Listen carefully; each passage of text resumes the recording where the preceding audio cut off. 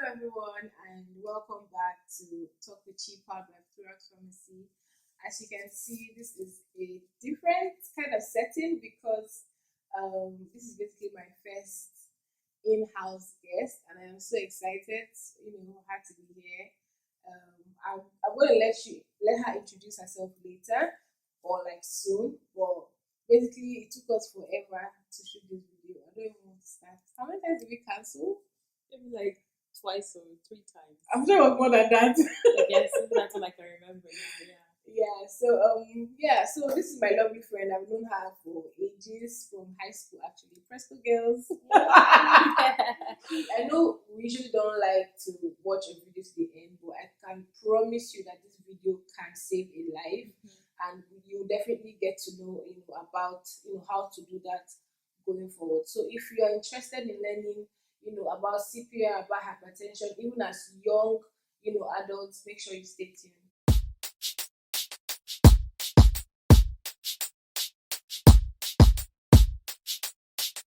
So hypertension, what is hypertension? It's also referred to as high BP. Yeah, here in Nigeria, it's basically a persistent elevation in your blood pressure. So when we say persistent, it means that if you checked it today and you checked it tomorrow and it is still high, it's still elevated, you probably have hypertension or high BP. Now, what are the values? WHO has brought out a standard, and the standard for hypertension is 120/80 millimeter per mercury. So usually when you check your BP, when you check your BP, there are two numbers, the upper number and the lower number. The upper number is called the systolic and the lower number is called the diastolic. So let's just forget about the systolic and diastolic. We don't want this video to be too medical. Complicated. Exactly. No jargon. Yeah.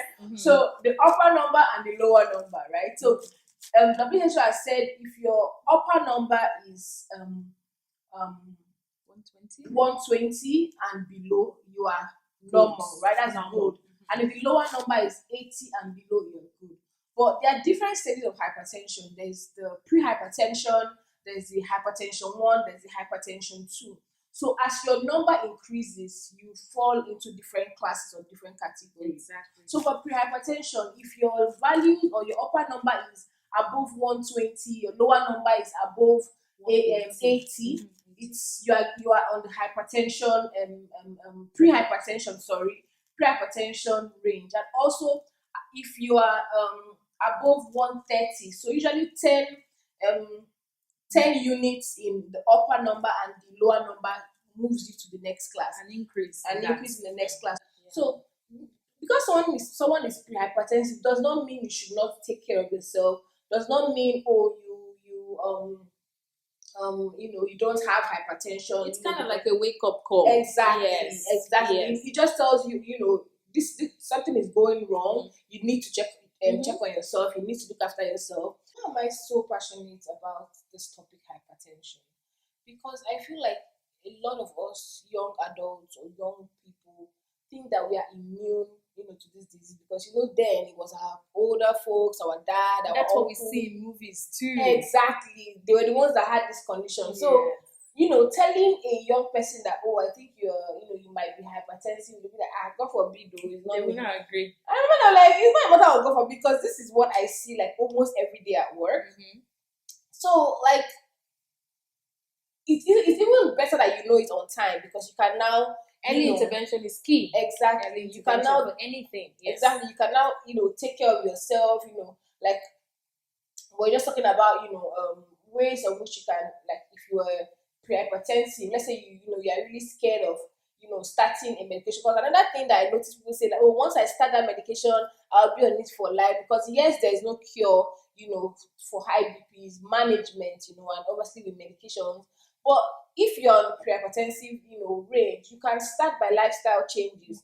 You can start dieting, cut down on salt, sugar, exercise. Also, I know of people that have actually used exercise to maintain or reduce their BP, and also change their environmental factors, because sometimes that can cause stress, which can also cause that. Yes, if you're stressed, you're not sleeping enough, you're not having adequate 7 to 8 hours of sleep as an adult. it could tell on you. No smoking, no drinking. Cut down on that. I have first-hand experience with a customer, a very young guy. He came to the pharmacy with some of his friends. Apparently he's a regular customer. He used to come usually to check his BP. But on that day, I was, the one to attend to him, and then I checked his BP, and the BP was like 140 something, upper value, and I think 100 and something lower value. And then my staff already know him, that's his range, and obviously I'm like, so I'm trying to talk to him like, okay, like what do you do? So I was not even trying to do like this whole lifestyle change that we were just talking about. I'm like, okay, what about your sleep and all of that? Why don't you try sleeping at least 8 hours, every day? They're like, every day or just once a week, right? I'm like, how can you sleep 8 hours in a week? 8 hours. I'm like, no, every day you should be sleeping 8 hours. 8 hours. You see him and all his friends like, They were laughing at you. Like, wait, this guy, where do you think you are? Like, that's luxury. 8 hours of sleep is luxury. But also, like how long do I you can get married, you have kids. Like, they are young boys. I don't think that boy's up to 35. Wow. Although 35-year-old guy can be married with kids, but I know that the guy is not married with kids. Okay, you understand? Yeah. So, like, his friends, like, it wasn't just him. So, I'm like, imagine if that is the mentality of the young, adults in the country. It's crazy because we need to start changing the mentality first, And we need to promote that early intervention thing. Exactly. You accept whatever diagnosis or whatever, advice you give them. They take up on it and act fast so that if it's hypertension phase, it can be worked on, and then that number can taper off. Exactly. Even if it's hypertension 1, it can also taper down. Go down. Right? The Exactly. number, even with medications, and then who knows? You may be off of medications. I've seen people get off the medications. Me too. But we don't always say that to them.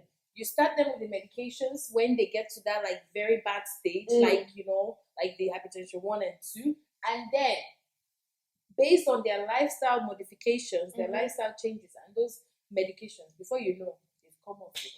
Yeah.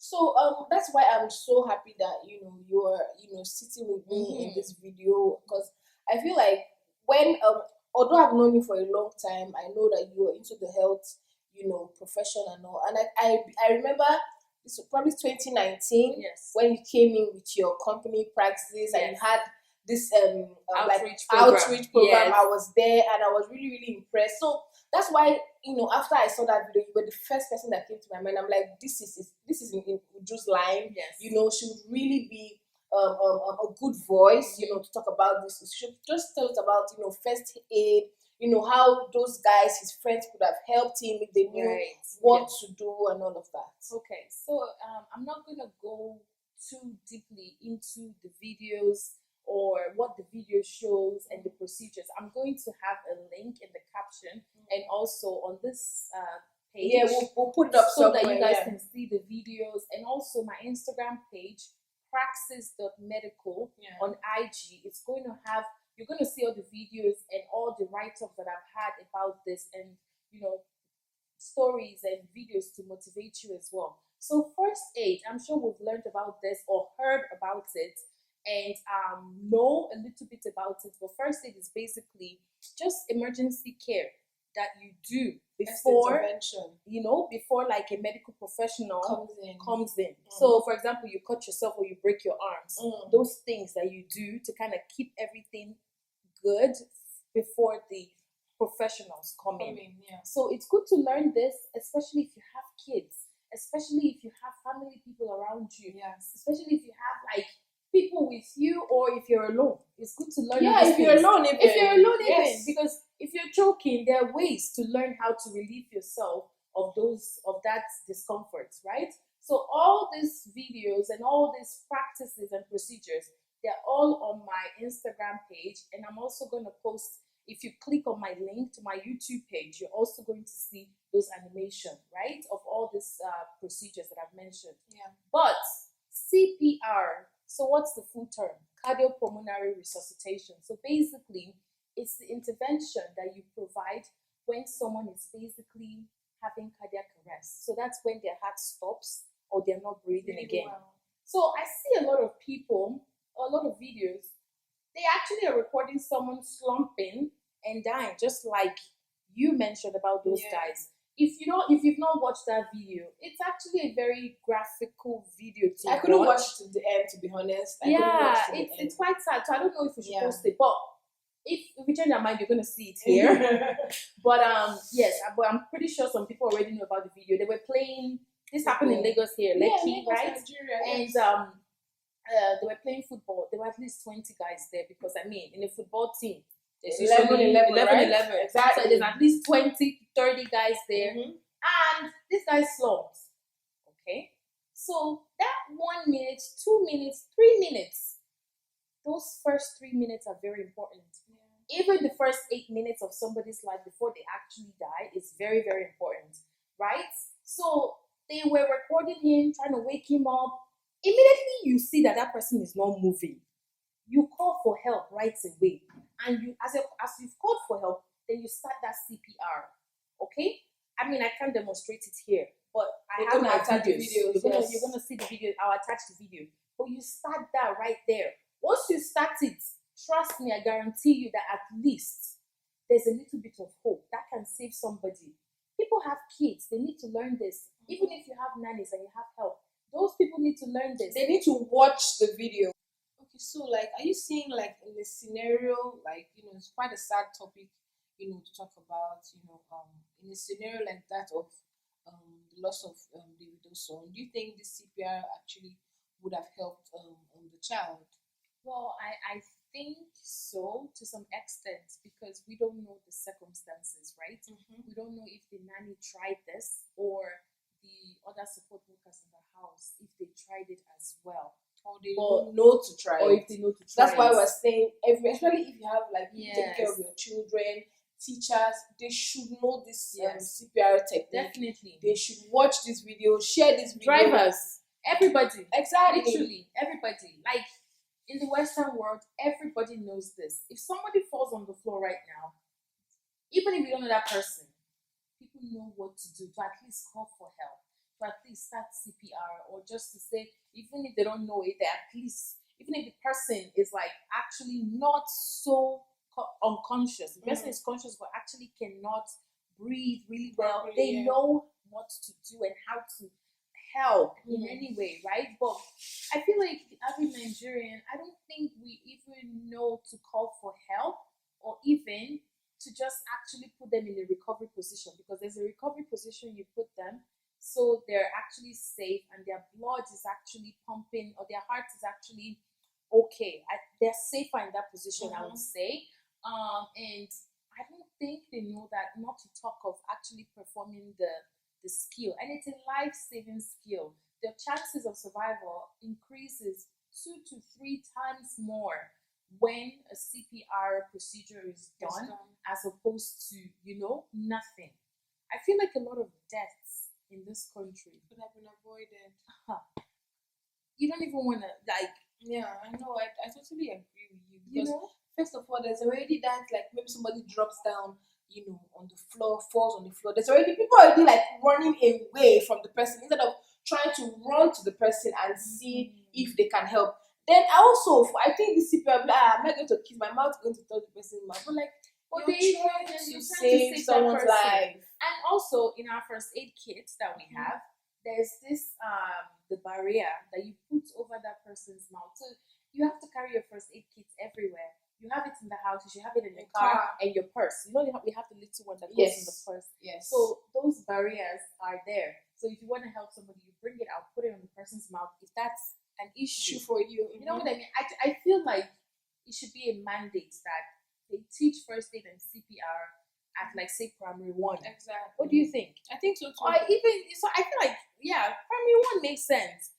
You just start from there so that everybody learns it, everybody knows. Because that case about that guy dying on that field, those were grown-up men. No one knew. They were laughing and saying, any day moto, wake up. I couldn't watch that video to the end. No. Honestly, it was really sad. And the guy died, And if that were at least, like in the Western world, I feel like at least there's a little bit of hope. There's a little bit of hope, and they'll be stable. It's different if you didn't try and you lost the person. Exactly. Or it's different if it's like a gunshot wound to your head or somewhere, your carotid artery or something. You know? So these things are very important. So I feel like we really did not introduce ourselves properly. You think so? Yeah, I think Okay, so. okay. So obviously you should know me already. You're on my channel. My name is Chinonso. I'm a pharmacist and the managing director of Florax Pharmacy and Stores here in Lagos, Nigeria. And you are? Oh, my name is Uju Obi and I am based in Canada. But I do love my trips down to Nigeria because that's where I perform my outreach programs, which involve first aid and CPR programs. So I'm currently in Nigeria, and you're talking about Praxis, right? Can you tell us a little more about Praxis? So Praxis Medical basically focuses on first aid and CPR and medical supply procurement. So I procure medical supplies for companies, for individuals, and just for the regular person, private or public sector of the country as well. But my main focus is also teaching and promoting first aid and CPR education and the knowledge and also the application, right? Because it's not just to know. No. You know, you need to know how to apply that. You know, it's a life-saving skill. It's just like when people say swimming is a life-saving skill. You need to know first CPR aid is a and life-saving CPR. skill. It can save you. It can save the person by your side. There's no doubt about it, right? And also, so do you teach? Do you do private? Yeah, I teaching? teach companies and I teach private individuals. Now, I don't teach for certification cases. Okay. It's just for education. Okay. You know, it doesn't have to be a formal training. If you just need to know a little bit and you feel like what's on my page and on my YouTube page and my Instagram page is not enough and you want to have a class, we can always set that up. Okay? CPR for adults or child. Do 30 compressions. Put 2 hands in the center of the person's chest. Push deeply and steadily, allowing the chest to recoil between compressions. Give 2 breaths. Open the airway. Place your barrier device over the person's mouth and nose, and if using a flat plastic shield, pinch the person's nostrils. Give just enough air to make the chest start to rise. If both breaths go in, repeat the cycle 30 compressions and 2 breaths. You should do compressions at a rate of 100 to 120 per minute. CPR for baby, less than 1 year. Do 30 compressions. Put 2 fingers in the center of the baby's chest, just below the nipple line.